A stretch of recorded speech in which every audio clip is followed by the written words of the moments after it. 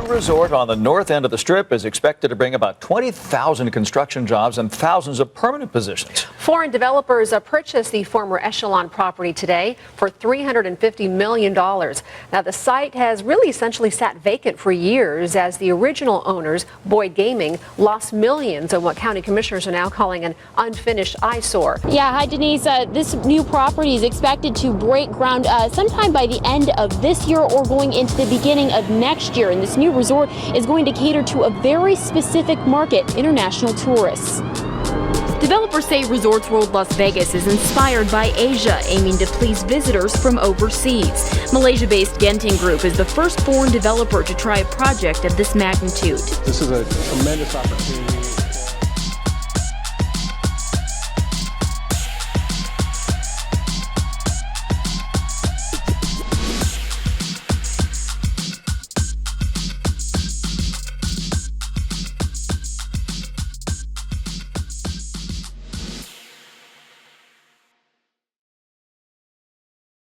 So what did you guys think of Resorts World? It seems pretty cool. I mean, honestly, it seems pretty well put together. The Resorts World is crazy. Everything is brand new. Oh my gosh, it's so packed in there. Everything's going off. There's music, there's lights. I just want to party. It's a beautiful place. Very nice, very laid out, convenient. The food, the slots, the hotel, everything's laid out. It was carefully planned.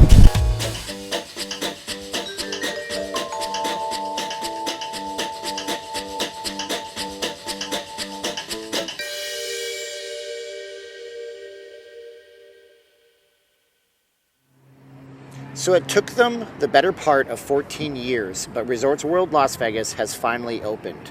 Didn't start off this way. This was supposed to be the Echelon Place, and before this it was the Stardust, a beloved brand that lives on in some slot game somewhere online. A lot of people are upset the Stardust is gone. Will Resorts World hold up to the hefty promises and the lofty promises made by Genting Gaming? We're going to go inside and take a look. I've already spent several hours here doing live streams. I want to show you what I saw because I think you're going to love it. How's it going, guys? My name is Steven and I am not leaving Las Vegas. I'm a Vegas blogger. I hope you guys would like, share, subscribe, hit the bell for future notifications. If you like this video enough, we'll come back and we'll do more dives into this place with this cool setup and this wide screen and these neat camera angles. And yeah, let me know what you think of what you've seen so far online, or if you've been here, let me know what your mini review is in the comments below. If you guys want to support us, Patreon and channel memberships. You know, Patreon people have been seeing this video in development as I've been posting it early. And you also have VegasFaceMask.com, no S at the end, if you're traveling to Vegas and you still need to wear a face mask. We're the only two that you'll ever need, made by my wife, Sweet Caroline. You need them for an airplane. You need them at work in some cases. 2 for $25, we ship anywhere. But anyways, commercials are over. This property is something special. I've been gushing. We're going to give you some hopefully objective thoughts. There's way too much tech stuff in here for me not to gush over it, but the property remains a mystery. Will it exist on the north end at the price point they want to put it at? Will it be a success, and will Genting someday be in the same mind space of the North American consumer as MGM Resorts International and Caesars Entertainment? Let's take a look at what it looks like in Resorts World Las Vegas right now.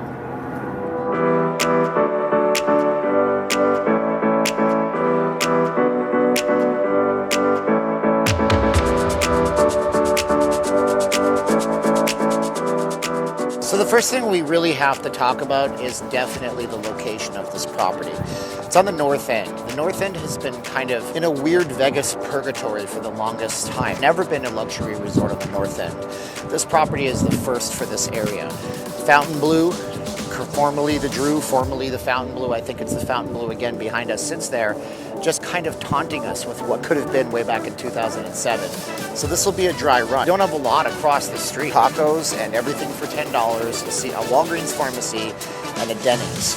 But hey, look, this could be the redevelopment of something special. I love the outside of this property. From a tech level, everything is LEDs. It's absolutely diced out to the nines, kind of ridiculous. Look at that right there. I mean, that's just a giant digital ad. Proximity to the Wynn and the Encore, very interesting. Right across the street, you have the Wynn and the Encore, and not further down, you have the Venetian and the Palazzo. These are the kind of gamers they're trying to court over here. It's actually 3 properties, by the way. Conrad's, Crockford's, and Hilton. Not in that order, but the Hilton is the most least expensive. Conrad is somewhere in the middle, and Crockford's out of this world, right? They're courting these gamers. They're hoping they'll come in. Whether or not they will, that's to be seen. And if they come one time, will they repeat? But anyways, I've chatted for long enough. Let's go take a look inside of Resorts World Las Vegas. The front isn't exactly finished. We had our good friend Timmy, the groundskeeper. If you watch my live streams, you know what I'm talking about. He screwed up the front, but how did they do on the inside? Let's go take a look inside.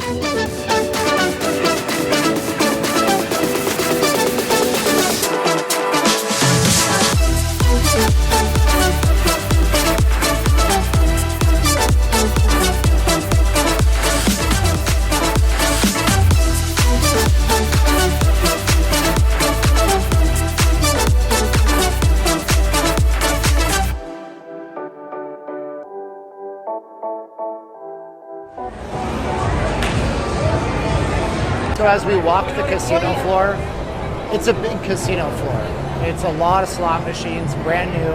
Options on slot machines I've never even seen before, such as USB chargers, so you can plug your phone or your device in, which is great. It's important to note that this place relies heavily on an app that Genting Gaming has developed. So everything is done through an app if you want it to be. From ordering food or buying merchandise or concert tickets or placing wagers and bets, everything can be done centrally located through an app, which I'm sure reduces the number of people they need to do things. Can you call an attendant from an app? I have no idea. But it's a big casino floor, a lot of really well-lit casino gaming areas too, because honestly, the thing about casino floors is they can often be quite claustrophobic depending on the age of the casino. If you check out older properties, the roofs and the ceilings only go so high. The challenge is pillars everywhere you go. This is generally a very wide open space. If you look behind me. Hey there guys and gals, listen, this is a bit of a longer video, so I just want to take a break and tell you how much I appreciate you watching this video, commenting on it, liking it, sharing it. Tell us what you think so far. Let us know what your thoughts are on Resorts World or what your thoughts are on the old Stardust. And subscribe to the channel if you want more like this. This is a longer one, so maybe you want to stretch, get some something to drink, whatever, and stay tuned to the end. But for me, this has been like a journey for a lot of people in Vegas who were here in 2008 during the whole entire crisis that we had with the housing. And then just being there the last day, this place was actually open as the Stardust. And then being there the first day, it was actually open as the Resorts World. It's been quite like cyclical journey. So, you know, for me, it was a fun video to make and edit. And if you like the style of it and you like the cinematic look, let us know in the comments below too. But let's continue on with the video, finish it all up. And I want to thank you again for watching and supporting us. So like, share, subscribe, and leave us that comment. And here we go. It just kind of goes forever. Casino floor is impressive. I do have to say I like the curved roof architecture, as you can hopefully see behind me as I'm walking through. And I'm impressed. I'm not a gamer myself, but hey, when you're down here, and if you're down here this week when you're here, this is generally going to be the loosest slots you'll ever have. So maybe come in, put some money in the machine, and let us know if you got lucky. How's this casino floor stack up compared to what you have seen, and what your favorite place is? Tell us in the comments below.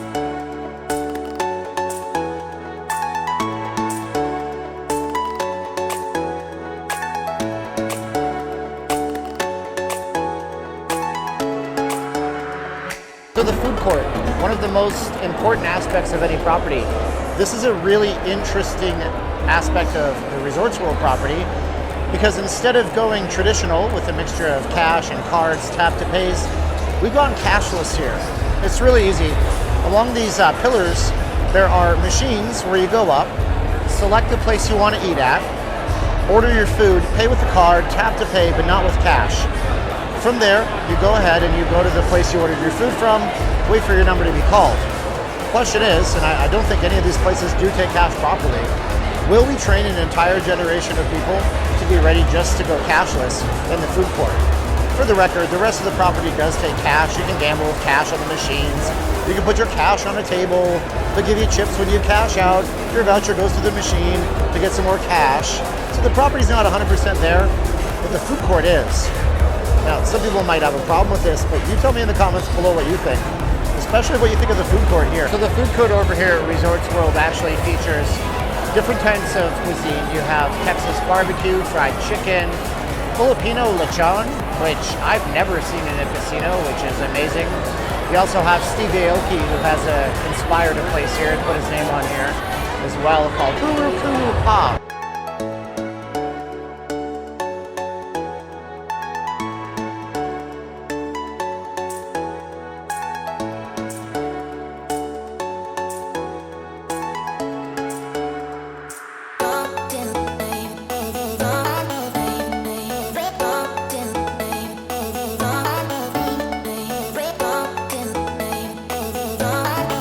So there's not only the food court, there's other restaurants, of course. There's Kusa Nori, which looks like a sashimi sushi kind of place. Sun's Out, Buns Out, which is American style, eggs, bacon, restaurant that I think serves breakfast all day. You have the kitchen, but everything here has a luxury feel to it. The big question is, can this survive on the North End? People haven't been used to luxury on the North End for years. We're used to it when you're stepping from the Bellagio to the Caesars Palace, but if this makes a positive impact here, it's going to definitively change the way people view the North End. And before you know it, this could be the new hotspot in Vegas. Give it a few years and see what Resorts World can really do. So I think it's going to be a special thing.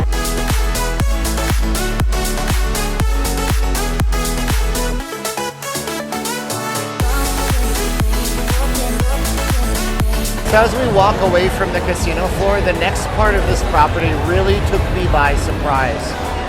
It's an entire shopping mall. They don't really allude to this on the website that you can view, but before you know it, you're walking from a casino to an actual shopping mall. This is a piece de resistance. Old renderings of this place used to show a giant ball outside. I'll show you an old rendering of this place on the screen, but now we have this.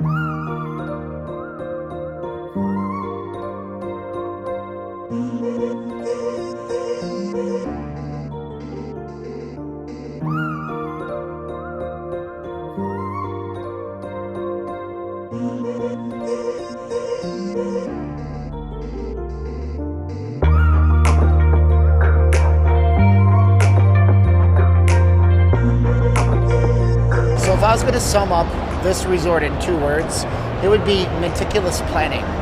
As my wife Caroline pointed out, the reason why this building and the Wynn and the Encore is shaped with curves is because it's something to do with feng shui and good luck in Asian culture, Chinese culture. And of course, Genting being a Malaysian company, it makes total sense. The just saturation of red, another color that represents money in Asian culture. Little tiny things like 888 over by the food court. Again, lucky in Asian culture. I mean, this property, you have to remember, was originally supposed to have a panda bear in it, a Great Wall of China, and a giant red goldish motif. Things change when you start building a property in 2007. You sell the property and a new owner comes into town. They change and they change and they change. But here we are. Meticulous planning indeed.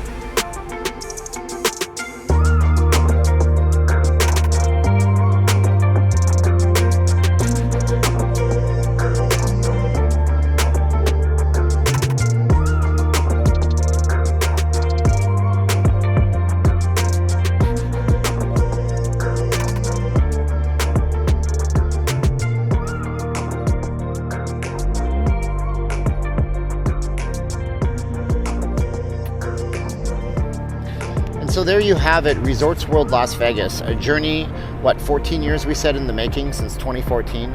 It's been kind of ridiculous and it's been a long time, but if this is a success, it could literally rejuvenate and revitalize a part of the strip that's laid dormant forever.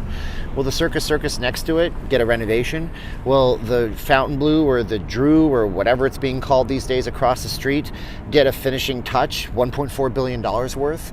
Will the nightclubs work out? Will Celine Dion being here work out? Will people actually come here and take their business away from the Venetian and the Palazzo and the Wynn and the Bellagio and the Caesar's Palace to go check out these luxury brands?